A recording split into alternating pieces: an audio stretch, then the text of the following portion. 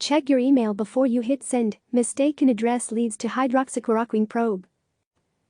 Vladimir Zelenko, a doctor who has pushed hydroxychloroquine usage for coronavirus to the White House and on Fox News, now may have the Justice Department looking into his efforts after conservative podcaster Jerome Corsi mistakenly sent a former Mueller prosecutor an email. Corsi, who styles his name as Dr. Corsi because he has a political science degree, sent an email on April 20 to those he calls his telehealth partners about public relations and business opportunities for Zelenko because of his work on hydroxychloroquine. Instead of emailing Zelenko, however, Corsi mistakenly copied federal prosecutor Zelinsky, a former special counsel's office investigator now based in Maryland. Zelinksy and his colleagues in special counsel Robert Mueller's office had considered charging Corsi with lying during the investigation into President Donald Trump's longtime friend Roger Stone. The Washington Post first reported on the email and possible investigation.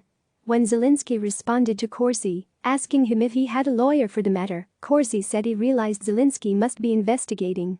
It's unclear, however, what an investigation may be focusing on, or even if it's a serious inquiry. A spokesperson for the Maryland U.S. Attorney's Office wouldn't confirm or deny the existence of an ongoing investigation. Zelinsky and Zelenko did not respond to requests for comment. Corsi spoke about the accidental email in a 3-hour video posted to YouTube on Thursday after the Washington Post inquired about the situation. All these emails this morning and all my text messages we have copied and sent to Zelinksy, Corsi said in his Thursday podcast. Everything Zelinksy wants to see, we are voluntarily handing over to him as quickly as we can. If he wants my computers, he can have them. My cell phones, he can have them. Corsi told CNN on Friday he was certainly surprised when he realized he had emailed Zelinsky. He reiterated that he has cooperated with Zelinsky's requests. I've done nothing wrong, Corsi said. The doctors can prescribe hydroxychloroquine or anything else if they want to, he said. I'm not qualified to give medical advice. Zelenko has drawn attention in New York, in right-wing circles, and from the Trump administration for experimenting with hydroxychloroquine to treat coronavirus. President Donald Trump has touted the use of the drug as a potential treatment. But the Food and Drug Administration has said the drug has not been shown to be safe and effective for treating the illness, and its usage for coronavirus patients has risks of severe complications, even death, the FDA has said recently. The Department of Veterans Affairs has said it is continuing to use the anti-malarial drug to treat coronavirus cases in a manner consistent with current FDA guidance. The FDA said on April 24 that hydroxychloroquine and the related medication chloroquine should be used for coronavirus only in clinical trials and for treating certain hospitalized patients. In a video provided to CNN, where Zelenko speaks about medications to use with coronavirus, he describes the confusion of governments considering the drug. When I know something, I will let you know.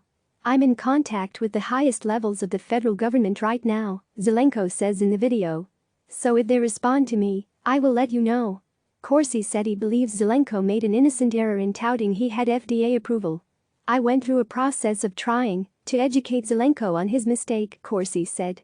The FDA is like a good housekeeping seal, and you can't say you have one if you don't have one. Corsi's lawyer, David Gray, said his client's account of what transpired was correct. Everything he said is accurate to my understanding, Gray said. Gray said they provided Zelinsky with materials Thursday. So far, Zelinksy's team has not asked for an interview. Corsi also reflected on his past interactions with Zelinsky. During the Mueller investigation, Corsi testified to a federal grand jury, then made public a plea agreement he had refused to sign in which he would have been charged with lying about Stone's efforts. He was never charged with a crime.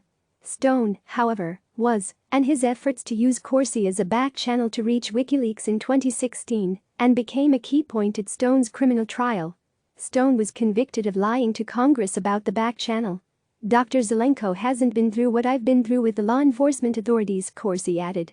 I try to be much more careful with what I'm saying.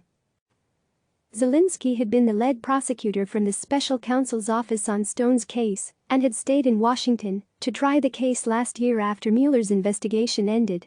He was one of 4 trial prosecutors to quit the case after Attorney General William Barr intervened to soften the Justice Department sentencing recommendation for Stone after Trump tweeted about the case. Zelinsky returned to his position in Baltimore, where he's working on fraud and public corruption cases, including ones related to coronavirus, for the Maryland U.S. Attorney's Office. The Justice Department has focused on investigating a wide swath of crimes related to the pandemic, so far largely about fraudulent offers of vaccines and cures, as well as computer crimes, price gouging and hoarding of supplies. Zelinsky hasn't appeared in any public active COVID-related cases yet, according to federal court records. Click subscribe to receive the latest news.